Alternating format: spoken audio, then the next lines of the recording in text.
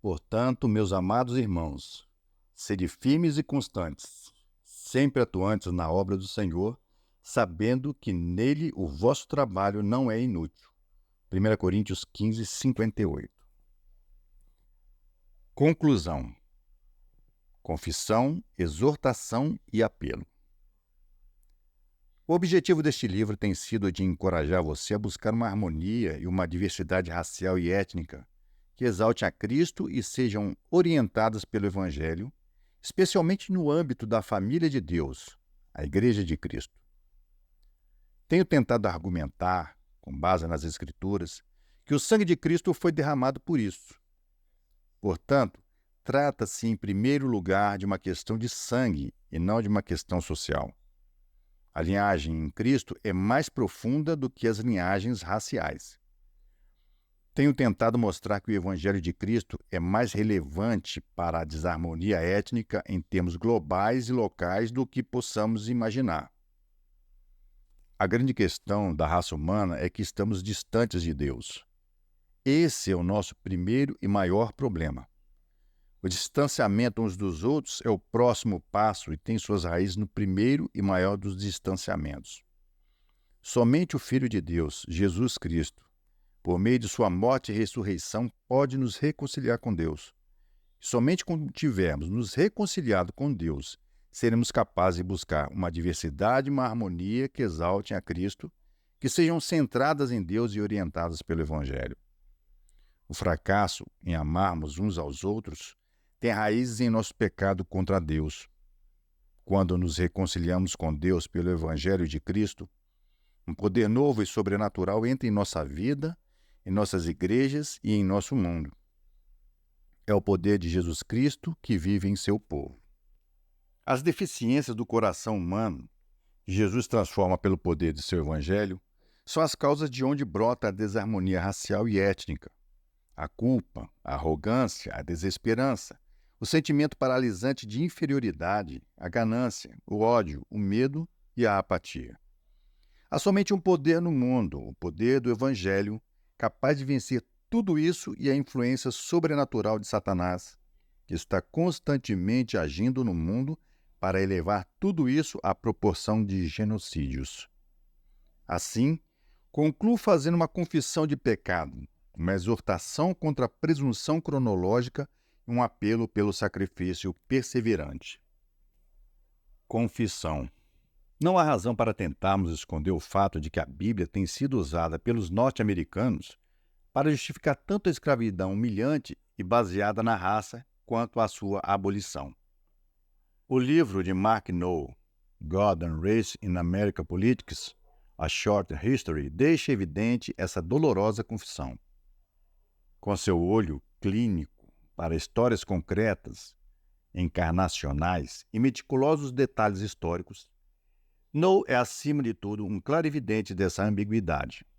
Ou, se quiser, chame-a de paradoxo, ou de enigma histórico. O fato é que não há explicações simples. A tese do livro de Noll é esta. Juntas, raça e religião representam não só o problema moral mais profundo e duradouro da nação, mas também a sua influência política mais persistente e abrangente. Isso é provocativo o bastante. No entanto, o modo como ele demonstra o entrelaçamento entre raça e religião é onde o enigma começa. Ele diz, por exemplo, antes da Guerra Civil, a religião levou a ataques abolicionistas contra a escravidão ao mesmo tempo em que serviu de base para influentes defesas da escravidão, tanto no norte quanto no sul. A agonia de duas alternativas e não o conforto de uma só. A fé cristã, tão proeminente de tantos modos ao longo da história americana, tem sido, novamente em equilíbrio, uma força benéfica tanto em nosso país quanto no exterior. O altruísmo cristão, a filantropia cristã, o consolo cristão, a responsabilidade cristã não são as únicas forças em prol do bem na história americana, mas sua sombra se agiganta e seus efeitos têm sido bastante positivos. Mas, contudo, o sistema político americano e a prática do cristianismo nos Estados Unidos, que tanto bem tem proporcionado a tantos por tantos anos, jamais foram capazes de superar a raça. Convém que façamos francamente uma confissão, que os cristãos, nós, os cristãos, temos com frequência usado nossas Bíblias para justificar atitudes e ações pecaminosas. Fizemos isso em nossa vida pessoal e fizemos isso nas dimensões mais amplas da vida. Não fosse pelo Evangelho de Cristo, nós iríamos e deveríamos nos desesperar.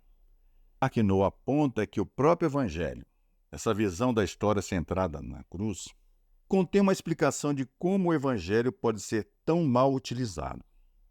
Temos aqui uma síntese que ele faz, que vai ao âmago da natureza dúplice desse mundo religioso de amor e ódio em que vivemos. A fim de explicar a manifestação simultânea do bem supremo e da maldade difundida na história da raça e da religião, nem a mera confiança na natureza humana, nem o mero cinismo acerca da hipocrisia americana é adequado. Algo mais deve explicar essa difundida combinação de opostos. Essa combinação tem incluído dominação e libertação, uma falsa consciência e um genuíno idealismo, altruísmo e ganância, egoísmo e autossacrifício, independência econômica e exploração econômica, tribalismo e universalismo, ódio e amor. Alguma explicação definitiva para esses enigmas da história norte-americana deve ser capaz de responder por essa conjunção de opostos impressionante. Deve evocar tanto o lado bom da criação humana quanto a persistência do mal em todos os ramos da humanidade. Deve demonstrar como as melhores criaturas humanas são sabotadas por sua própria insolência e as piores depredações humanas são iluminadas por inesperados lampejos de luz. Deve ser capaz de manter essas contradições, antinomias e paradoxos em uma mesma visão coerente. Será que essa visão existe? Mackinac acredita que sim e a chama de fé cristã histórica.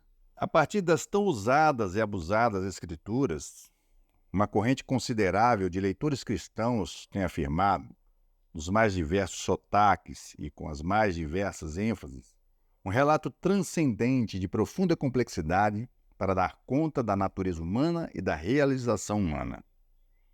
Deus criou o ser humano e a criação era boa. Contudo, ao mesmo tempo, a humanidade é caída e jamais escapará dos efeitos do pecado. Indo mais além, Deus oferece a transformadora expectativa de redenção na obra de seu Filho, Jesus Cristo, e no poder do Espírito Santo. Contudo, redenção não é sinônimo de perfeição. Os redimidos devem sempre reconhecer as suas próprias deficiências e encher-se de gratidão por todas as dádivas da criação, incluindo nelas todas as demais criaturas humanas. Enfim, em função de a manifestação de Deus em Jesus Cristo ser, ao mesmo tempo, totalmente humana e totalmente divina, tão completamente infinita e tão completamente finita, o coração da fé cristã oferece uma sugestão de explicação de como a combinação de contradições, antinomias e paradoxos pode ocorrer em outras esferas da vida. Contraditoriamente, os próprios paradoxos do bem e do mal na história e nos corações cristãos imperfeitos dão testemunho da visão cristã como a melhor explicação de por que as coisas são como são. No final, o verdadeiro historiador torna-se um apologista. O Evangelho é o poder de Deus para salvar. Mas esse poder está trabalhando de forma progressiva e não com uma perfeição instantânea na vida daqueles que nele creem e, portanto, na Igreja e no mundo. Há resquícios do pecado em todos nós e em todas as nossas instituições humanas. Essa é a nossa confissão. Ela nos faz humildes e quebranta nosso coração. Mas, por causa de Cristo, ela não nos paralisa na busca da harmonia racial. Exortação. Nesse espírito de humildade, todo grupo étnico deve ser exortado para que não fale com presunção moral sobre os pecados dos demais, especialmente de outras gerações. Todos temos uma tendência ao farisaísmo por vermos com tamanha clareza o pecado alheio, especialmente o de outras gerações. Essa fraqueza é uma espécie do que C.S. Lewis chama de esnobismo cronológico. Nessa presunção cronológica, pensamos ter progredido na direção de uma justiça maior quando, na verdade, somos tão brandos com nossos pecados quanto foi a geração anterior. Vimos anteriormente como Shelby Steele exemplifica isso ao comparar os pecados típicos da década de 50 com os da década de 90 e o modo como cada grupo condenaria totalmente o pecado do outro, enquanto fecha os olhos para o seu próprio pecado. Algo que teria levado ao impeachment de Eisenhower foi deixado de lado pelo grupo que apoiava Bill Clinton, que teria colocado um fim na presidência de Clinton foi ignorado na década de 50. Como tantas pessoas de hoje ficam indignadas com o racismo dos anos 50, mas se adaptam com facilidade à promiscuidade sexual de nossos dias. Veja como Steele descreve os perigos da nossa presunção cronológica. Ele faz uma reflexão sobre o escândalo em torno de Monica Lewinsky na administração Clinton, comparando-o com o famoso uso que Dwight Eisenhower fazia da palavra negro. Eu me pergunto se o presidente Clinton seria defendido com relativismo se tivesse feito o que, segundo as más línguas, supostamente Eisenhower fez. Imagine que, em um momento de leviandade, ele tivesse cometido o deslize de contar uma paródia de um antigo conhecido de infância do Arkansas e, para imitar direito a voz dele, usasse a palavra negro algumas vezes. Imagine ainda que uma gravação desse episódio tivesse vindo a público, de modo que o dia inteiro na mídia, bajuladores shows matutinos aos shows da noite mais liberados, passando pelas notícias a cada meia hora no rádio, ouvíssemos a inconfundível voz do presidente dizendo: "Tome um negro comum." Hoje, nos Estados Unidos, não há mais relativismo moral acerca do racismo. Nenhuma opinião pública mais elaborada que reformule o racismo como uma mera peculiaridade de caráter. Hoje, os Estados Unidos são rigorosos acerca do racismo em vez de relativistas e, se Clinton fosse pego no mesmo deslize, é bem provável que nada o teria salvado. Está que o presidente Clinton sobreviveu a algo que certamente teria destruído o presidente Eisenhower e Eisenhower poderia facilmente ter sobrevivido a algo que, por certo, quase destruiria Clinton. Enfim, cada um deles foi nada mais do que indiscreto dentro do contexto do panorama moral de sua época. Repito novamente que a indiscrição cometida por Eisenhower é uma mera hipótese, usada a título de argumentação. Nem o racismo na década de 50, nem o uso da mulher como objeto sexual nos anos 90 era tido como um pecado assim tão profundo a ponto de minar completamente a autoridade moral de um presidente. Assim, cada um deles teve sorte de cometer um pecado que estava de acordo com o relativismo moral de sua época, e não de acordo com o puritanismo. Curiosamente, o relativismo moral de uma época era o puritanismo da outra. A raça simplesmente tomou o lugar do sexo como foco primário da seriedade moral dos Estados Unidos. Essa é uma grave exortação para todos nós, para que não adotemos um discurso de autojustificação e saiamos mundo afora condenando os pecados de outra geração enquanto encobrimos os nossos. Que Deus possa abrir nossos olhos para as implicações do Evangelho em nosso próprio tempo, de modo que identifiquemos nossos próprios pecados, assim como os dos outros. Por causa de Cristo, não precisamos temer que essa honestidade vá nos deixar paralisados. Ela, na verdade, vai nos libertar. Apelo. Nessa busca por diversidade e harmonia racial e étnica, nenhuma lição tem calado mais fundo do que aquela que nos mostra o seguinte: que é fácil ficar tão ferido e sem forças que você decide desistir. Isso vale para toda raça e etnia, quaisquer que sejam as dificuldades enfrentadas. A tentação mais desanimadora é a de desistir de tudo. Dizer que existem outras coisas importantes pelas quais lutar, que é verdade, e que deixaremos que outros se preocupem com as questões raciais. A principal razão dessa tentação de desistir da busca está no fato de que, Qualquer que seja a estratégia que você tente usar, sempre será criticado por alguém. Você não disse a coisa certa, ou não a disse do modo certo, ou deveria tê-la dito há muito tempo, ou não deveria ficar só falando, mas sim fazer alguma coisa a respeito, e etc. Quando pensa que acabou de empreender seus melhores esforços para fazer algo de bom, aparece alguém para apontar alguma falha no que você fez. E, quando tenta dialogar sobre como fazer para melhorar, há poucas coisas no mundo mais enlouquecedoras do que ouvir: "Você simplesmente não entende o que estou falando."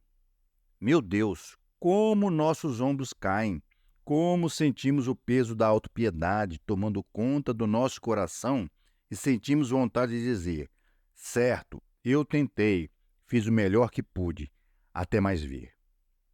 E terminar por ali mesmo nossa participação na luta pela harmonia racial. Meu apelo é um só: nunca desista. Mude, dê um passo para trás, arrume outra estratégia, comece de novo, mas nunca desista. Langston Hughes, um dos mais notáveis poetas afro-americanos do século XX, expressou da seguinte forma esse clamor para que as pessoas nunca desistam de lutar neste poema intitulado De Mãe para Filho. Bem, meu filho, vou lhe dizer uma coisa. A vida para mim não tem sido uma escadaria de cristal. Tenho encontrado alguns pregos, algumas lascas, alguns tacos estragados, alguns degraus sem carpete, desnudos. Mas o tempo todo eu continuo a subir e a alcançar o próximo degrau, a virar a próxima curva, às vezes andando no escuro, quando não há luz.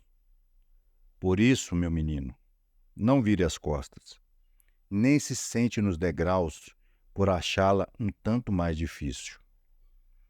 Não se deixe abater agora, pois eu continuo em frente, meu bem. Eu continuo a subir, e a vida para mim não tem sido uma escadaria de cristal. Aos negros e brancos, ou a quaisquer outras raças e etnias, esse tem sido meu apelo. Não estou dizendo que você tenha de fazer dele a coisa mais importante de sua vida. Alguns têm esse chamado, mas nem todos. Só estou dizendo para fazer disso algo importante na sua vida. Mais uma vez cito Shelby Steele, que em sua obra O Conteúdo de Nosso Caráter, lança esse chamado em palavras que considero muito comoventes.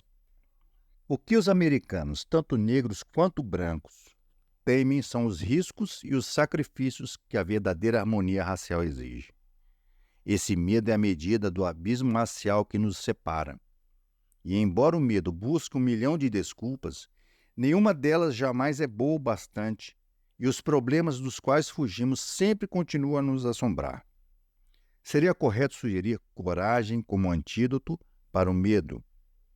Mas pode ser que a glória que cerca essa palavra apenas nos intimide ainda mais.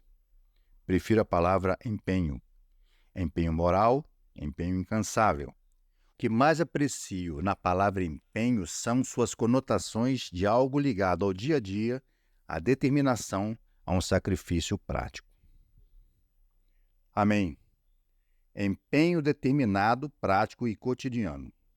O que tentei fazer nesta obra foi mostrar que o Evangelho de Jesus Cristo, a morte e a ressurreição do Filho de Deus pelos pecadores, é o único poder suficiente para esse empenho e o único poder que no final transformará as linhagens das raças em uma única linhagem da cruz. É o único poder para trazer à tona uma harmonia que exalta Cristo, a qual, no final, é a única realmente importante, pois todas as coisas foram feitas por meio dele e para ele. Colossenses 1,16.